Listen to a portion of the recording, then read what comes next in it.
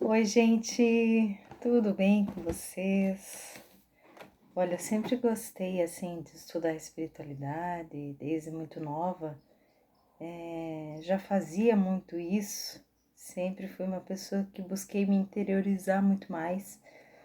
E eu queria compartilhar um pouquinho com vocês, do meu dia a dia, dos meus estudos.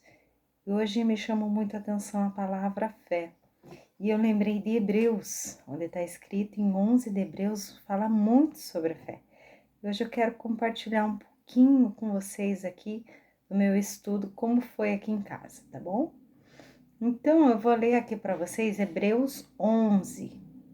Diz assim: Ora, a fé é o firme fundamento das coisas que se esperam e a prova das coisas que se não veem. Porque por ela os antigos alcançaram um testemunho. Pela fé entendemos que os mundos, pela palavra de Deus, foram criadas de maneira que aquilo que se vê não foi feito do que é aparente. Pela fé, Abel ofereceu a Deus maior sacrifício do que Caim, pela qual alcançou testemunho de que era justo, dando a Deus testemunho dos seus dons. E ele, depois de morto, ainda fala. Pela fé, Enoque foi transladado para não ver a morte e não foi achado porque Deus o transladara, visto como antes da transladação alcançou o testemunho do que agradar a Deus. Interessante aqui como está registrado no Evangelho, nas Escrituras, sobre Enoque, né? A transladação. Pense que ele chegou, nós estamos aqui, gente, unicamente para uma coisa: evolução. Esse é a necessidade do nosso espírito. A necessidade do nosso espírito, ela é evolução, crescimento e contribuição pontual. Essa é a necessidade do nosso espírito. E nossa, Enoque chegou na evolução completa. A gente está aqui buscando essa evolução dia após dia, né? Cada um no seu tempo de evolução. Mas Enoque chegou à evolução completa e ele foi transladado. Interessante que a Bíblia relata sobre isso. Ele chegou à iluminação, né? Ele chegou a ser ovacionado. Então ele teve ali a sua transladação. É a única pessoa que tem um relato de translado, né? Translado é tirar de um lugar para o outro, né? Acredito que foi num plano da quinta dimensão, um plano muito maior que o nosso, né? Um plano do reino celestial, um plano que nós não conhecemos, como mesmo as escrituras dizem, nem olho viu, nem ouvido ouviu aquilo que a criação, o universo, Deus preparou para aqueles que o amam. Muito interessante isso. Deixa eu continuar lendo aqui para vocês. Ora, a fé, sem fé, é impossível agradar-lhe, porque é necessário que aquele que se aproxima de Deus creia que ele existe e é galardoador daqueles que o buscam.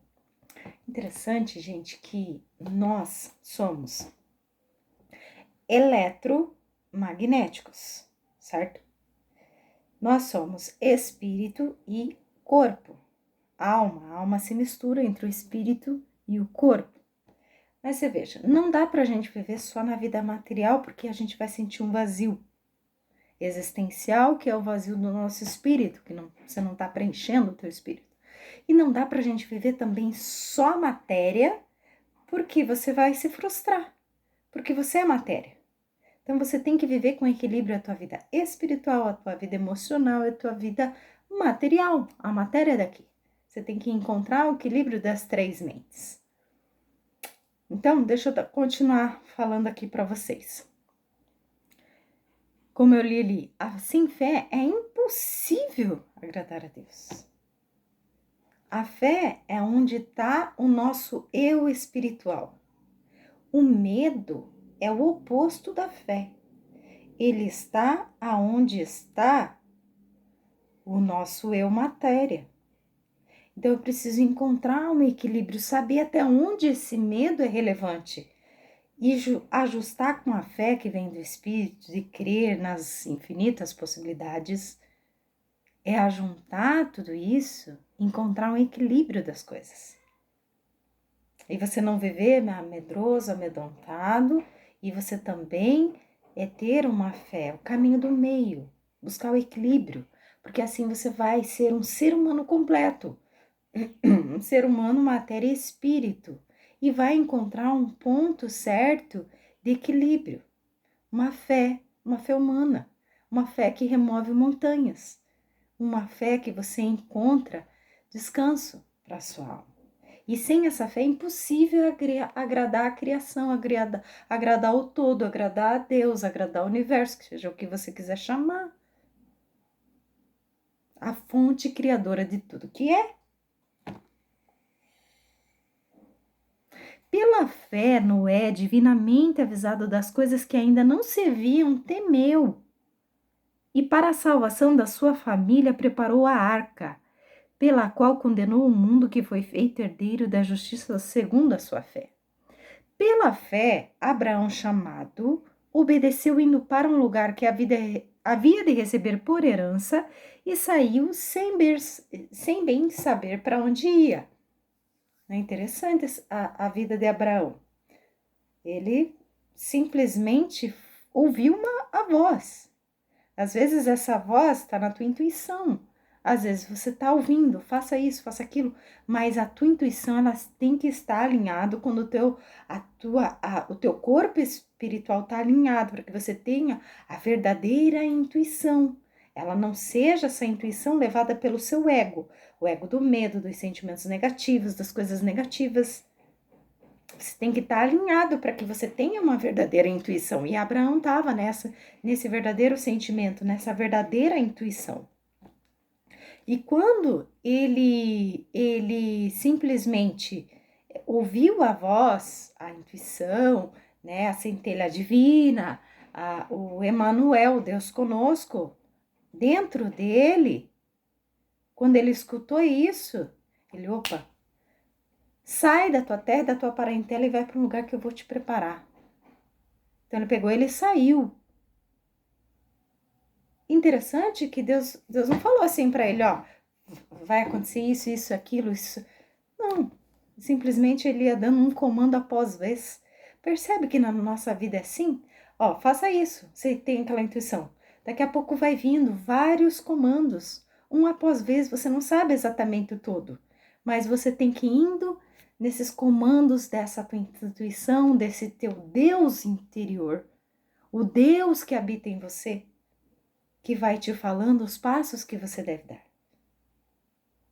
E aqui, o que traz? A intuição, ela está com a unidade, a intuição verdadeira, gente. Não aquela intuição que a mulher, ai meu Deus, meu marido tá me traindo, vou lá, faço escambalacho, saio louca, desesperada.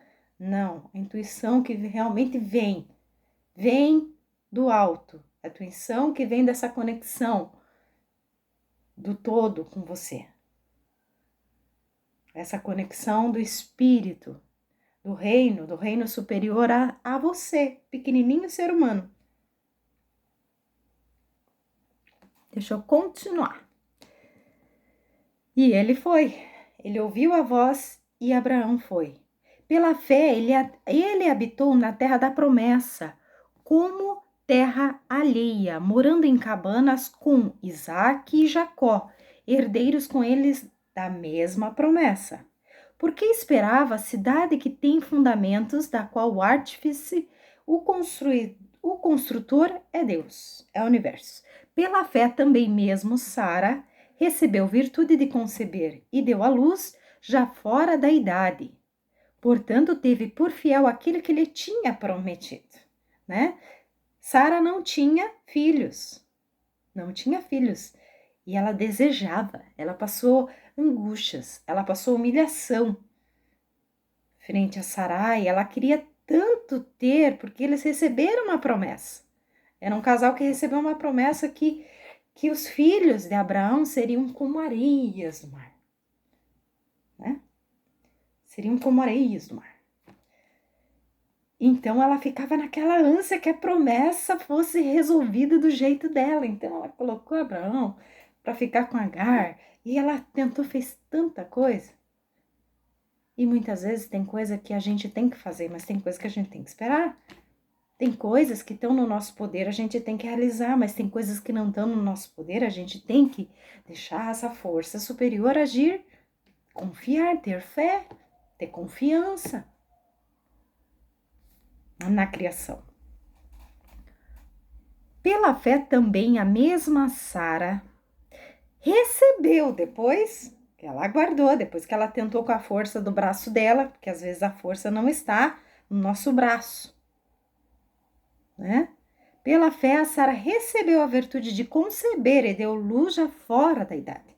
Portanto, teve por fiel aquele que lhe tinha prometido. Pelo que também, de um já amortecido, descenderam tantos em multidão como as estrelas do céu e como a areia inumerável que está na praia do mar. Todos estes morreram na fé, sem terem recebido as promessas, mas vendo de longe, crendo nelas, abraçando, confessaram que eram estrangeiros e peregrinos da terra. Porque os que isso dizem claramente mostram que buscam uma pátria. E se na verdade se lembrassem daquela onde haviam sido, teriam a oportunidade de tornar. Mas agora desejam uma melhor, isto é, a celestial, pelo que também Deus não se envergonha deles, para se chamar seu Deus, porque já lhes preparou uma cidade. Pela fé, ofereceu Abraão a Isaque, quando foi provado, sim, aquele que recebera as promessas, e ofereceu o seu unigênito. Interessante aqui, né?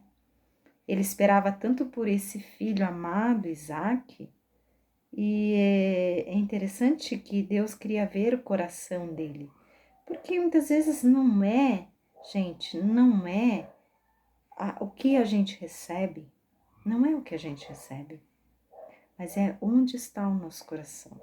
Na verdade, Deus não queria matar Isaac de forma alguma, Deus só queria entender o coração de Abraão, porque de fato Abraão tinha um chamado grande, então ele queria ver onde está, e onde está teu coração? Será que o teu coração está num título? Será que o teu coração está no teu trabalho? Onde está o teu coração? Aonde está o teu apego? Aonde está o apego, não está o meu eu espiritual, lembra? O desapego está o meu eu espiritual, sabendo que nós somos aqui somente pessoas que estamos a serviço do todo. Nós viemos para evoluir, nós estamos a serviço do reino, nós estamos a serviço do Criador, e no momento que a gente apega achando que aquilo é nosso, aquilo é nosso, aquilo é nosso, a gente tem sofrimento. A gente fica no ego do sofrimento, onde está o nosso ego, está sofrimento.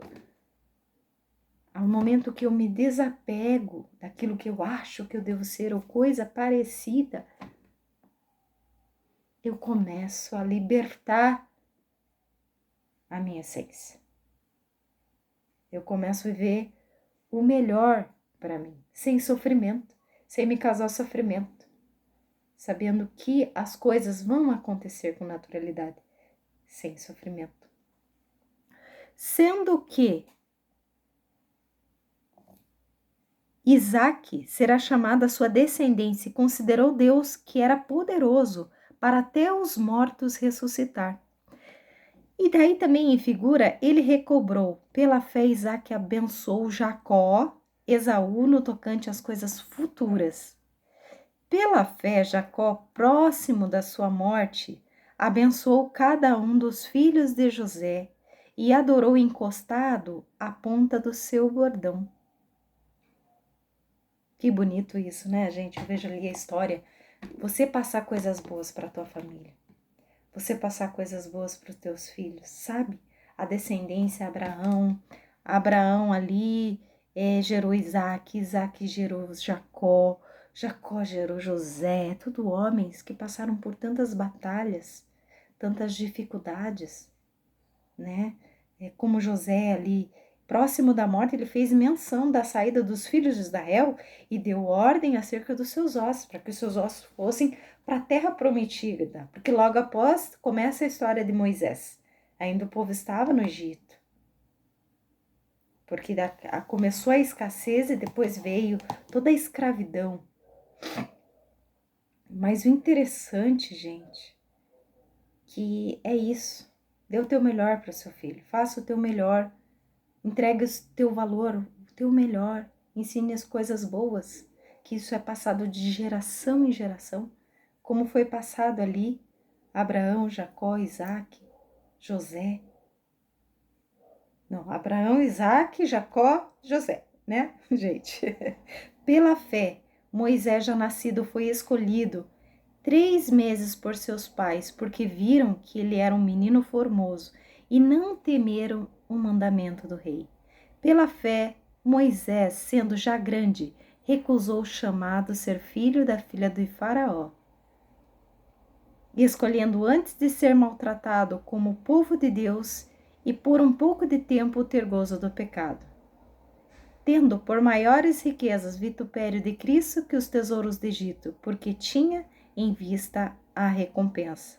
Pela fé deixou o Egito, não temendo a ira do rei, porque ficou firme, como vendo o invisível. Pela fé celebrou a Páscoa e a expersão do sangue, para que o destruidor dos primogênitos não lhe tocasse. Pela fé passaram o mar vermelho, que por terra seca, que intentando os egípcios se afogaram.